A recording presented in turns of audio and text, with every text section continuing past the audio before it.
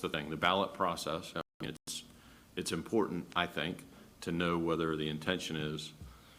And I think we can. I think the votes need to be public. I think they can be, yes. Right. What I'm looking for is a thoughtful process. That's the only difference, I think, is not, here's, flash a name, yay, nay, but like, we get applications, we review them, we put some thought into it, and it's public, but it's not on the fly. Do you see what I'm saying? But it's So I never feel on like the a ballot allows for We always that. get bios or we used to always get bios whenever people would, we have a standard committee application Yeah. process and they attach a bio, and I would hope that this is done the same way. And that's what I was recommending. Yeah. Yeah. Okay. Seeing that there's no further discussion, I don't think. For me? All in favor of Ms. Marshall's motion, let it be known by a show of hands. That's 1, 2, 3. Oppose? It's 1, 2, 3, 4, 5. Is your hand up? Yes, I'm like back and forth. I mean, yes, no, I'm voting no. All right. I'm voting no. But we still can take in consideration, when we Yep. get to I think that we need to part, get there. we can use you were talking about with the electronic clickers. I really Okay. like that. Yeah. Where it's real time in Yes, there. it does. and Show it we right can't on the put it screen We to can do it you. on Know board who we docs, voted. even votes Exactly. on board docs, we could do it through that, right? Because if we ever Okay. figured that out. All right, now, back to Ms. Ella Stewart's motion, which was seconded by Ms. Cheek. All in favor of that motion, let it be known by a show of hands.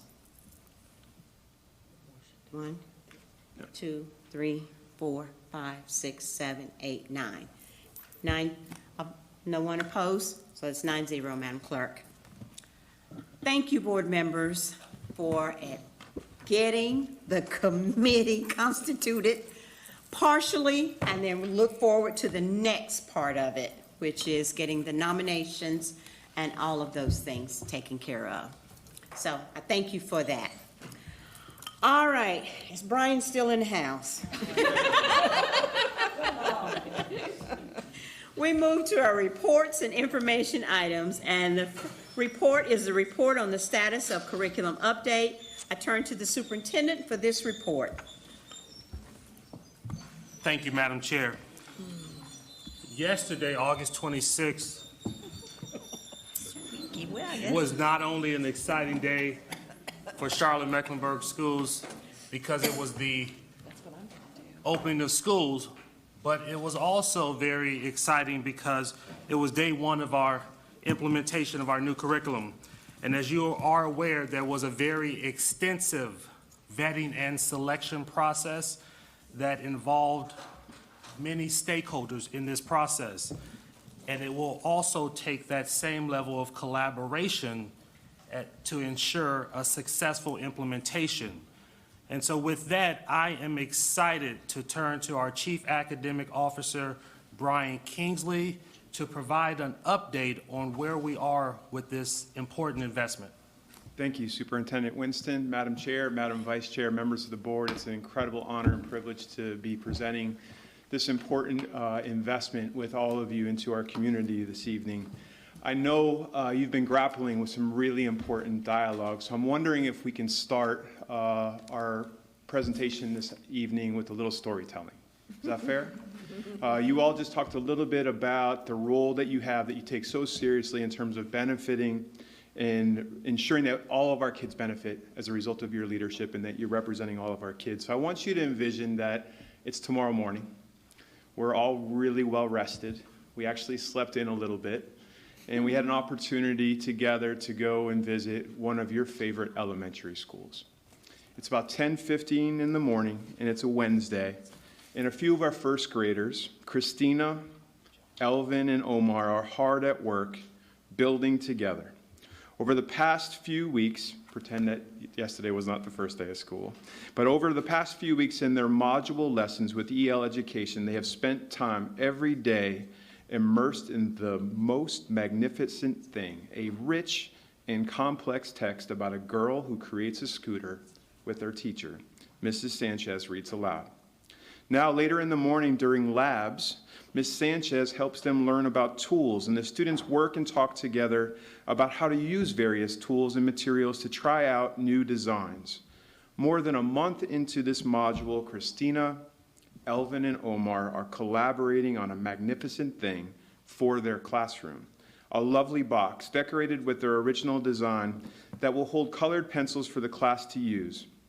Mrs. Sanchez is eager to try out some of the suggested techniques that her instructional coach has suggested to her when introducing these new complex instructional tasks, having felt and seen the positive results from her work with the coach, now a valued colleague and friend, over many months.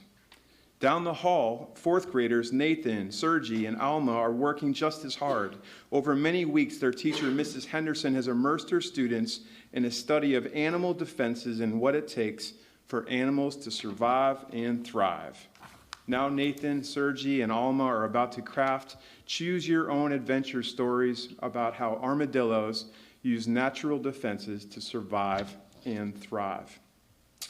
Now, that may not seem like a lot, but in the midst of all of that exchange between students and other students, students and their community, students and their families, and students with their teachers, all of our students would be interacting with highly complex text that is grade appropriate every single day, regardless of their reading level. Our students will be in search of building knowledge around key themes and topics to develop the schema that we know makes their brain activity make sense of themselves in the world in which we live in.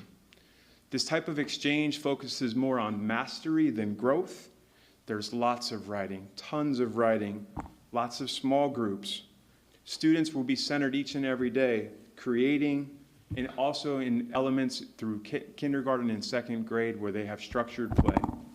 Also receiving daily 1 hour explicit phonics instruction.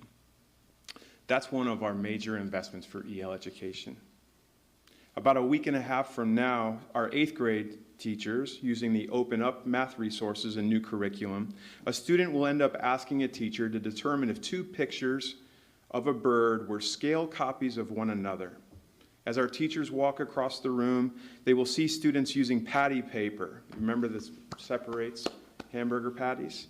To check the angles of the beak. Some will be drawing rectangles around the birds and measuring the length and the width, and others will use a protractor to find the angle measure of the wings.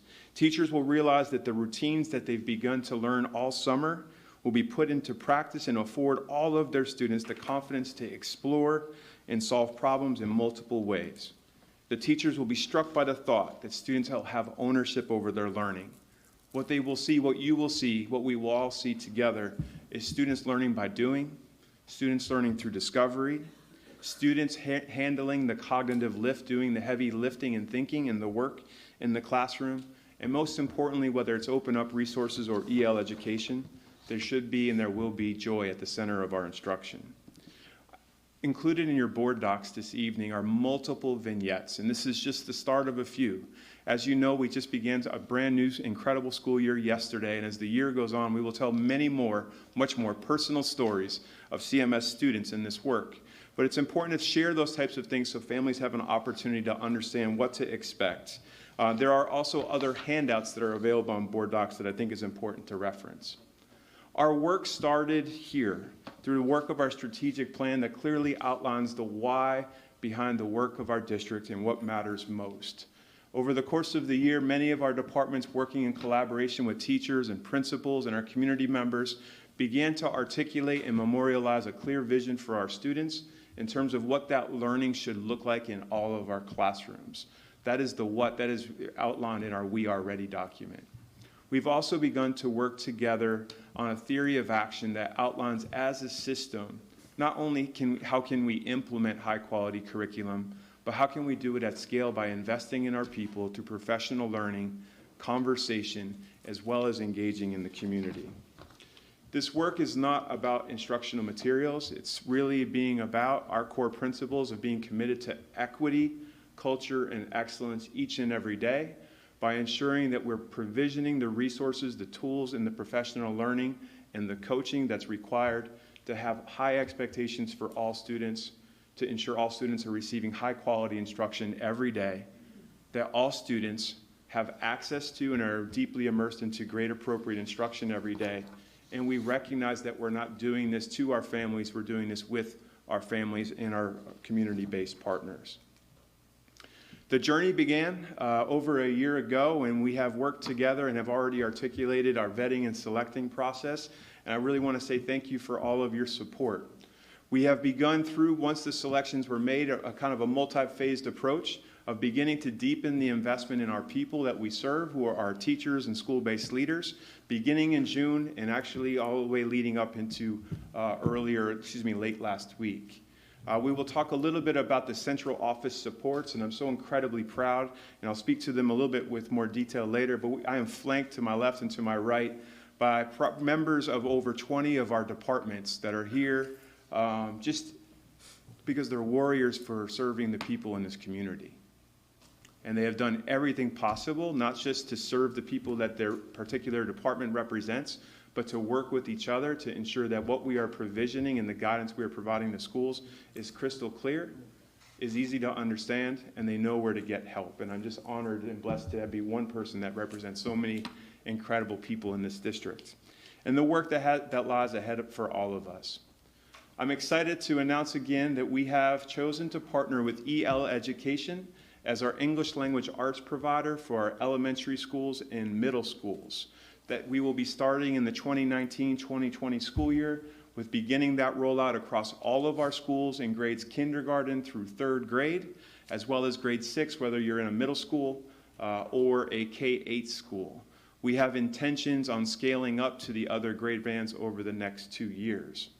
LearnZillion is a thought partner with EL Education that helps assist our school system with providing high-quality professional development on the curriculum and how to utilize that curriculum.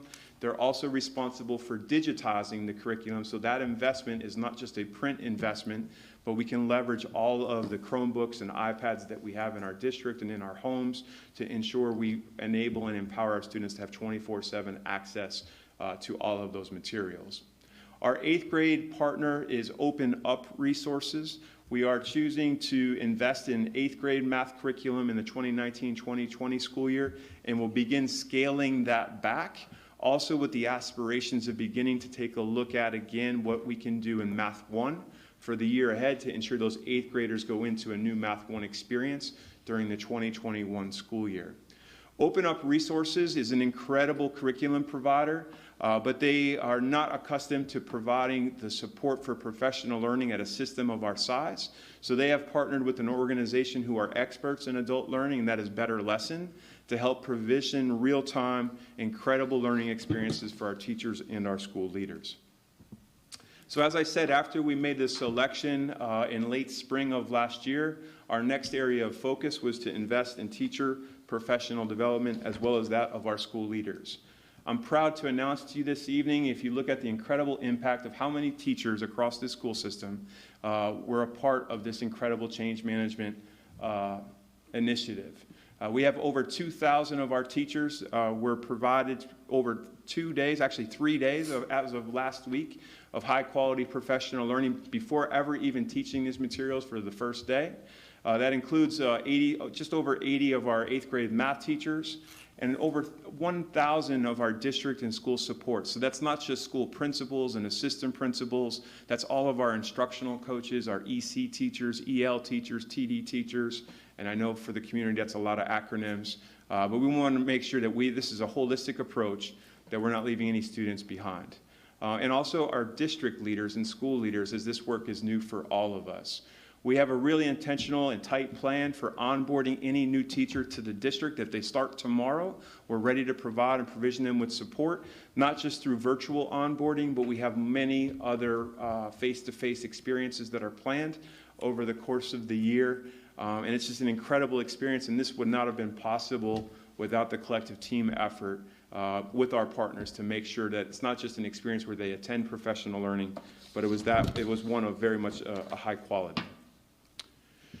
So the experience that we are looking to attain as a system in each of our classrooms is going to take a lot more than high-quality materials and asking all of our teachers and school leaders to attend a couple days of professional learning. It's going to require us to think differently, to organize ourselves differently, and to provision guidance and supports in a manner that incentivizes the behavior that we want to see in all of our classrooms, because this work is complex.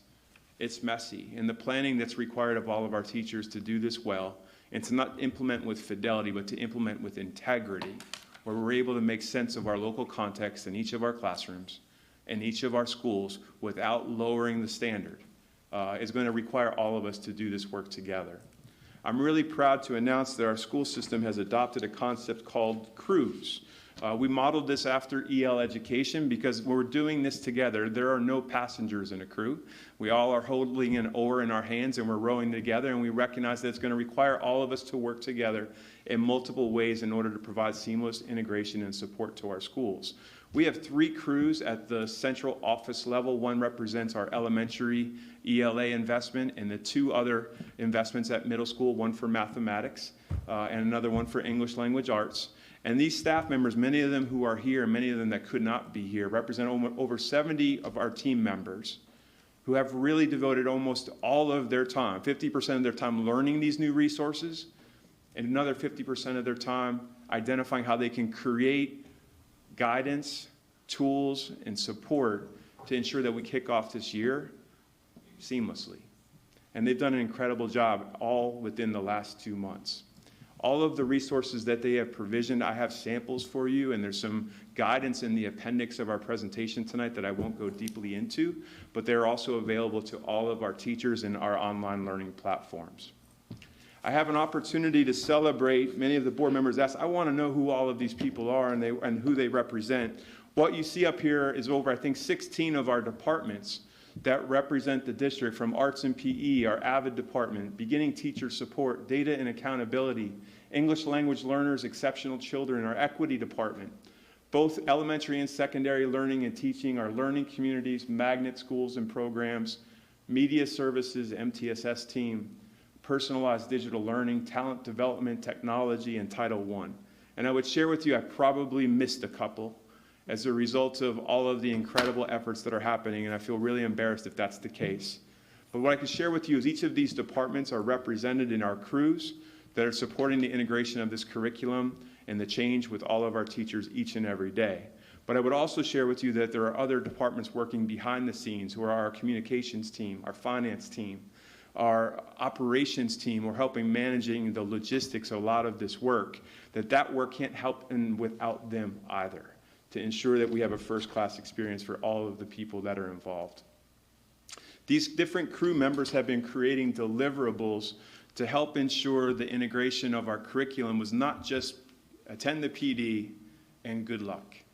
We wanted to make sure that as we talk about revising and reframing a new standard floor of excellence across all of our English language arts classrooms and math classrooms, that we actually name and define what those commitments are. As I shared with you, we have more information regarding all of these commitments and deliverables at the appendix, but also I have some hard copies for you that I'm happy to share with you. Step 2 is internalizing the curriculum. These multiple resources, we want to make sure that our teachers have the time and the space to fail forward, to understand, to ask questions, to understand what it means for them, because they're not a set of activities that we're simply asking them to allow kids to do. They're also professional learning documents that are helping teachers understand their standards, understand how to take a highly complex text and ensure a struggling reader can access it, ensure that our English language learners and our students with exceptionalities all have access points to engage in the same grade appropriate instruction as their peers. That ensures that our teachers must figure out ways, working together in their professional learning communities as well as individually, to think differently around how they plan for their curriculum, thinking about the individual students and applying their local context of each of their classrooms without lowering their standards, and as well as thinking about how they actually introduce the themes and topics to their students as well as their families. This will also begin to extend in the fall to our multiple municipalities. our nonprofit providers who are providing before and after school programs, our faith-based community, because everybody has access to this content and curriculum. And what I would share with you as a last deliverable, but also a very important one that many districts, and I've made some mistakes in the past around thinking about this, is that we really need to provide upfront guidance around the role of assessment and grading with these new assessments, so with this new curriculum. And that's really important. And I think the collective team here has done an incredible job of answering questions and provisioning the support that our teachers deserve. So what I would share with you in closing here is that we are still in the process of receiving materials. We are one of the largest school systems in America. And as such, believe it or not, there has not been enough of the trade books that we've ordered in print to be able to get them all in time. But I am happy to share with you that after this Friday, all of our materials are scheduled to be in our schools. We did not want any deliveries on the first day of school. We had a lot of schools that received deliveries today, but all of the resources that they're dependent upon, we did not miss a beat of instruction, because this is a week for roles, responsibilities, processes, but most importantly, relationships. Getting a chance to know each other and the things that are required as a part of the curriculum to help make that come to life. All of our teachers and classrooms have that available to them digitally. As I shared with you, we have a lot of work that's still in front of us, but there's a lot to be proud of that's behind us. But it's really important that we continue to work together to have a strong communications plan. As things continue to evolve with the implementation, we want to make sure that we're continuing to be on top of it, not just from an informative perspective, but also take these opportunities as a means of celebrating the incredible work that will be happening across our district as a result of this implementation. We will be providing we already do this actually, weekly curriculum updates to all of our school-based leaders, monthly curriculum newsletters for our teachers and support staff. There will be ongoing face-to-face collaborative learning curriculum sessions with quarterly curriculum meetings that also will involve our teacher workdays, leadership, all of our adult learning opportunities we're taking advantage of to make connections and putting this content at the center of that learning experience. We will be providing coaching and observation, and not as a gotcha, but as an opportunity to encourage, to coach up, and be really specific about opportunities for growth through our schools. And today, if you had an opportunity to see on Twitter, our school system in partnership with the new Teacher Center was just awarded a $1 million grant opportunity with the Gates Foundation to help deepen our support through coaching, boots on the ground, for our middle school math adoption as a result of the incredible work and the effort and just the energy behind all of the different things that are happening in the school system right now. So that was just announced a little bit, maybe 2 hours ago. Well, 3 hours ago. So I want to close by saying this, that this work is not, again, about materials. It's not about professional learning. It's really about equity. And you as a board, corporate, have been allowing us, through your gratitude, through your vision, allowing to make this work possible to ensure all of our students have access to high-quality, standards-aligned instruction every single day. And that can't happen unless we can ensure that the resources that are required to do that are in place. And I feel really incredible and grateful to be a part of this journey with all of you and with these incredible people that are here tonight. So thank you. I'm happy to answer any questions if you have them. There are materials, as I shared with you, that are available both on board docs, but also here if you would like a print version of some of those guiding documents. I'm happy to provide them to all of you. So thank you. Thank you. Dr. Jones? I want to say thank you for the incredible work. You have been forefront of rendering what I call a seismic change in high achievement. As we had spoken very briefly earlier, high expectations, which is also one of those goals. I see that engendered in what we're talking about with staff and with leadership. But equity work, too, is about a growth mindset within the child, the student. It used to be called motivation. And as I visited schools just on Monday, I saw that word growth mindset and all of that. But what I want to submit is that part of what I hope the community the community equity panel or committee is that the work that they would do sparks a groundswell in the community to do the equity work. Because equity is about doing something meaningful to connect youth with ideas, ideals, and goals that they, students, a lot of times those students who are in disadvantaged homes have no idea of. So high expectations is widening horizons for youth. And that's going to take community support, community mentoring, community tutoring, community understanding of this goal of high achievement. It cannot come just community, school system down, but it has to be a community support up by working one-on-one with students, forming relationships, and helping them to see the possibility in what a growth mindset means. So I want to commend the work that you've done, but at the same time, I want to hold the community responsible, those persons who are always hacking on what CMS is not doing.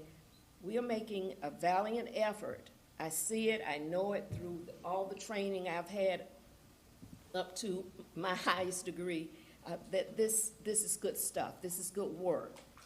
But you have to have that groundswell of support to help students understand where this high achievement can take them and get that buy-in for it. Yeah. So I appreciate greatly, and I extend that to the community, that you do something worthwhile in doing the work of equity and not just data sitting and looking, but hands-on.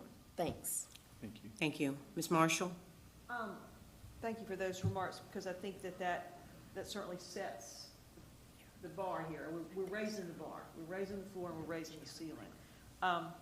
Couple things I wanted to ask and comment on. One, I believe this is an open source curriculum, as you mentioned. Could you elaborate for the community what that might mean for parents that want to come in and know more about this to support their students? Sure. Thank you for asking that great question. So both Open Up resources and EL education are considered open educational resources. I know it's confusing with all the terms. An open educational resource means that the content for teachers and for students is free and in the public domain.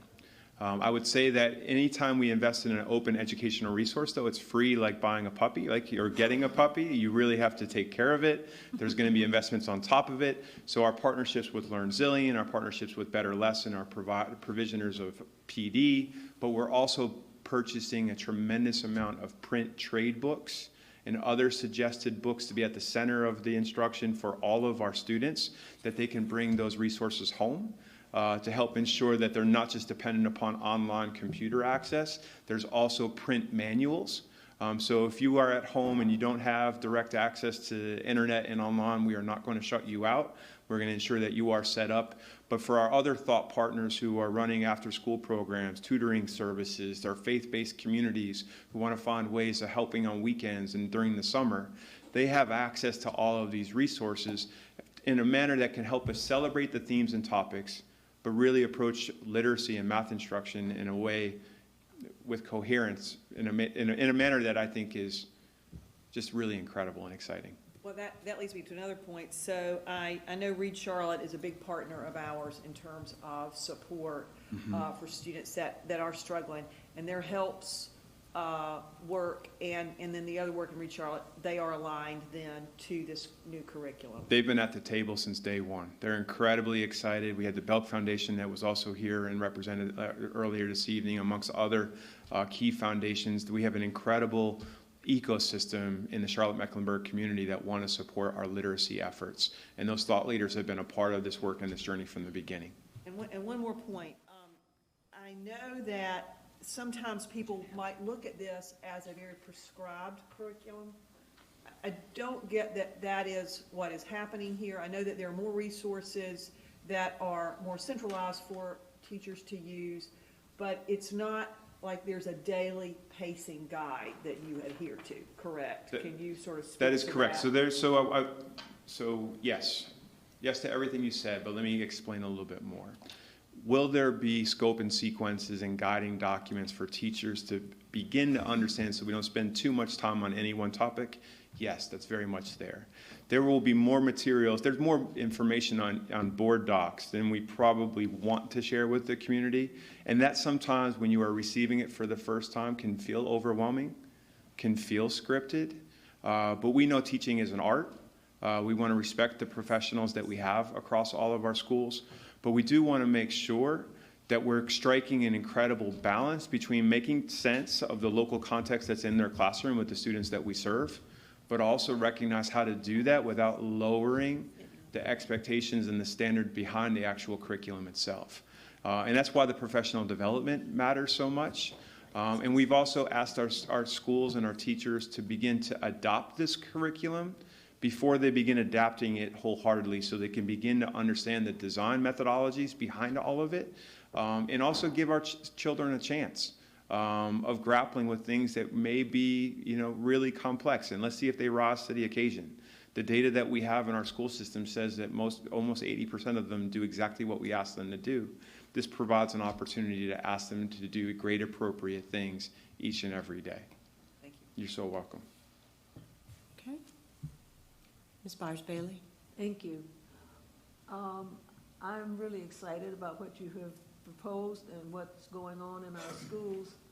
And I'm wondering, how are the parents going to be able to assist their children with this? You said it's open source. Does that Yeah. mean the parents can get a little PD by going online, or so that they can help their students when they're at home? It's a great question. It's not, there's going to be a lot of different ways. One thing that I'm excited about sharing with you at another upcoming workshop is that one major focus for all of our schools, school improvement plans this year will be around parent and community involvement. So as our schools continue to be invested in that space, we want to make sure through our communications that we're setting up our parents to be able to enable what I would say is the curriculum of the home, right? It's not just providing an update how Johnny or Susan is doing.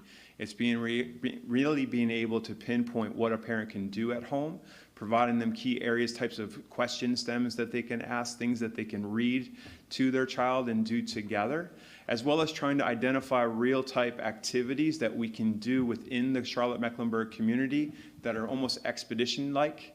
To be able to involve our museums and the arts and different areas of all of our municipalities to extend this beyond just what may actually even happen across the kitchen table or at home across a desk, that there's an opportunity to actually go and be a part of things as a result of what this curriculum can provide. Now, we have a lot to build in order to get there, but some of those key service learning projects and character development projects already exist in EL education. We're just going to be working together to identify what that can look like in Charlotte-Mecklenburg schools to bring a deeper sense of relevance to that. So there'll be lots of different things. And from the math perspective, I know I spoke a lot there about ELA, really being able to simplify the math topics in layman's terms to begin to help understanding of how to best support kids at home. There's guiding documents for parents in every one of our units for our middle school math for them to be able to have as extensions and support in our classrooms or at their homes. Thank you. You're so welcome. Ms. Dashew? First, I want to acknowledge how hard you and your team have worked to get us this far and how collaborative you've been in the process. It's just to even choose EL and Learn Zillion and Open Up and Better Lesson, the amount of community meetings that you had and the internal inclusive meetings, it just feels like it's been an extremely inclusive process. And when you talk about the rich ecosystem of partnerships that we have here in Charlotte-Mecklenburg, I'm just so glad that you're tapping into that, and that sometimes is a lot more work on the front end that yields a much better result for our kids. So first, I want to acknowledge that, and thank you for that, you and your team. And I also want to acknowledge that this is a shift for us, and so it's going to continue to be hard work for our schools and for our teachers. And so I just want us as a board and us as a community, the type of community that tunes into school board meetings and watches us online, to be prepared to support our teachers through this extra load that we're carrying, that we're picking up right now. It's going to mean such a big difference for our kids. I'm really excited about the potential for what we're going to see in our schools with this. And it will be hard. It will be hard work. And so we all need to lift up our teachers and support our teachers while we do this. Thank you. Appreciate that. Anyone else? Ms. Sawyer? Thank you for all the work you've done on this, and thank you for painting a picture of what the actual activities are like. I sat in on part of the professional development for EL education with kindergarten and second grade, and was impressed by the agency that students have in their learning. And I think that's really important, and that's a shift from in many classrooms. There are some teachers who've always done that, and this just provides support. And but I think it's a big change in many classrooms, but it's a needed change. And thank you for doing this. And I think it's going to take a while, and some teachers are going to need more support than others. And I think your notion of coaching rather than gotchas is going to be really important to build trust, that, you know, it's not going to be someone walking in with a checklist and saying, oops, you didn't do that. That's right. So I appreciate that. And I appreciate that change is hard, and it's going to be a struggle for teachers. And we support that struggle, and struggle is productive. Thank you. I'm so glad you experienced that. Thank you. Dr. Jones? Okay. I'll do it at the end. I just wanted to say how exciting this is going to be in connection with the experience that I had visiting schools on Monday. At Druid Hills, I met two little second grade boys, black boys, and in conversation, one said to me that he was interested in dinosaurs. I said, oh, archaeology, and he looked at me and he said, no, paleontology. Oh! And he went on to tell me about paleontology. And then the other one, not to be outdone, said, and I'm about astronauts, and I will be an astronaut. And then he went on to tell me about that as well. So high achievement, high expectation goals, they're going places, it's already in the atmosphere, and students are ready to absorb all of it. I just feel real positive that way. Thank you. Thank you. Mr. Strange, did I see your hand up? No, okay, thank you. Thank you, sir, and thank you for your staff being out here. It's not just my staff, it's multiple members of Mr. Winston's cabinet. Okay. Opportunity to work across the park. Well, I just saw all the nods going on when you were talking, so that, I don't know if they were trying to look good for you or they were trying to look good for Mr. Winston, but they were nodding. I'll say that much. All right. I will now entertain a motion that the board go into closed session for the purpose of discussing certain personnel matters. This motion will be made pursuant to sections 143-318.11A6 of the North Carolina General Statutes. Is there such a motion? So moved. Second. All right, we are going into closed session, board members. Thank you all for coming out for the meeting.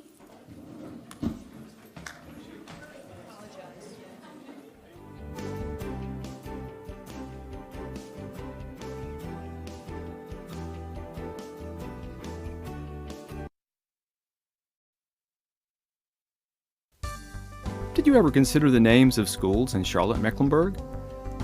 Some are fairly easy to explain, like North, South, East, and West Mecklenburg High Schools. These schools opened more than 50 years ago. Sometimes schools are named after roads, while others are named after people. Let's start with J.M. Alexander, located near Huntersville.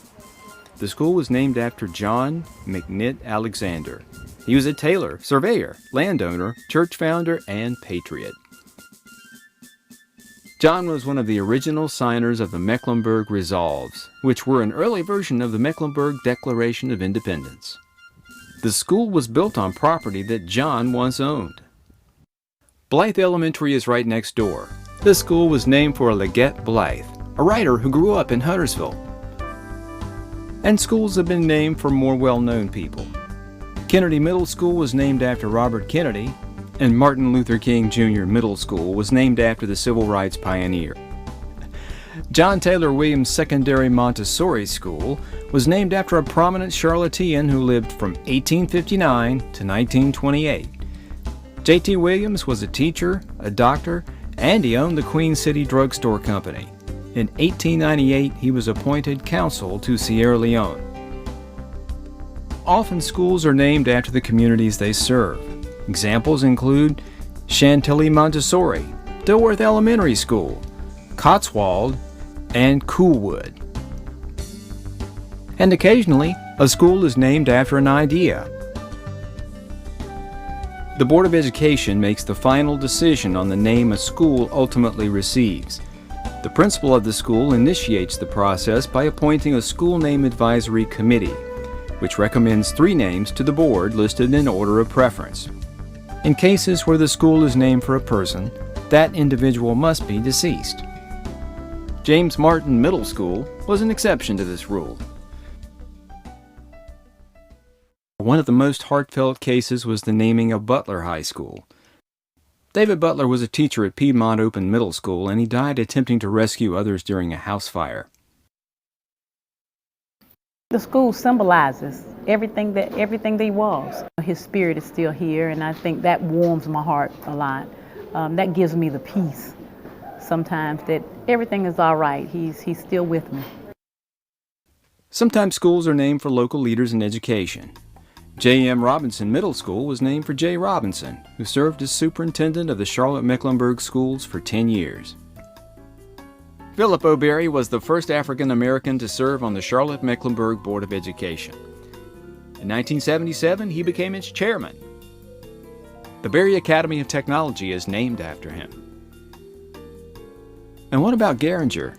The school was named after Dr. Elmer Geringer.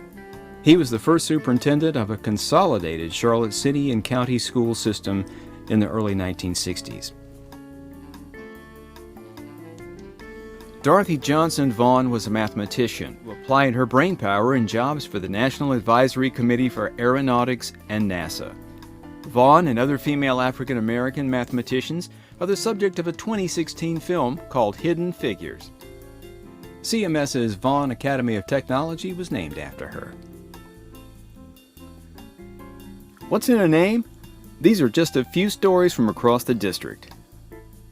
The process of naming a school can take some time, but it's well worth it. The name of a school is a legacy for generations.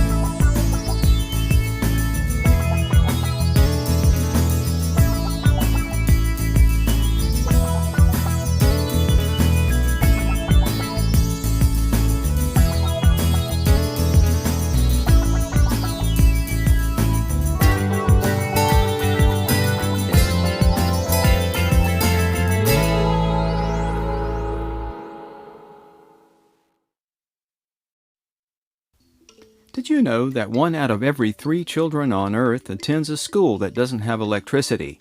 Many of these 188 million students live in Kenya. They don't have much electricity in Kenya. If they don't have lights, then they can't learn. How would they be able to do their homework? The solar suitcase just might be the answer. Inside is a solar panel and battery that provide electricity for 2 to 3 classrooms, as well as a means to charge cell phones and tablets. CMS students are assembling these suitcases and then sending them to schools in Kenya. We did not know that it was going to light up that fast and how bright it was. It was really bright. And we want them to have light in their classroom so the teacher can help them out more. This humanitarian initiative is part of a program called We Share Solar. Since 2013, more than 80,000 children in developing countries have benefited. It's hands-on STEM education, and it allows students to assist their counterparts on a different continent. The Wells Fargo Foundation is the lead sponsor for the Charlotte-Mecklenburg Solar Suitcase program.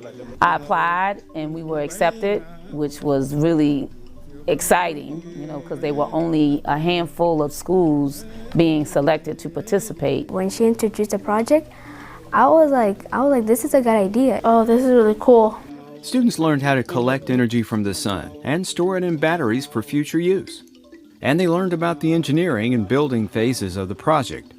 Oh yes, and they also learned how important it is to check your work. You have to make sure all the wires are where they're supposed to be. I felt really happy because I like to build things. And we learned about where things go, how you connect them. my teammates were very helpful.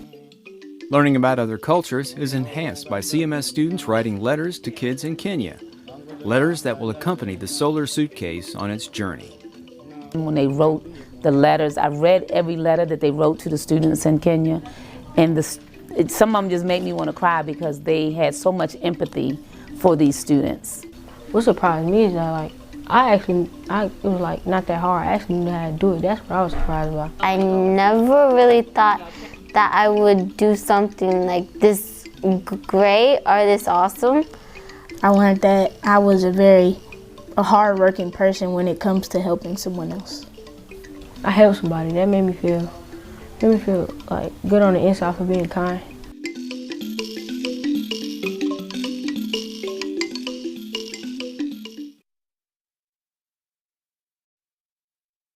This is Winding Springs Elementary School in Northeast Charlotte. I don't know why the school is named Winding Springs. I do know that amazing things are happening inside. 7, 8. Since I've been with dance, it made me want to learn more. It makes all your stress go away. After you're done, you want to do it again.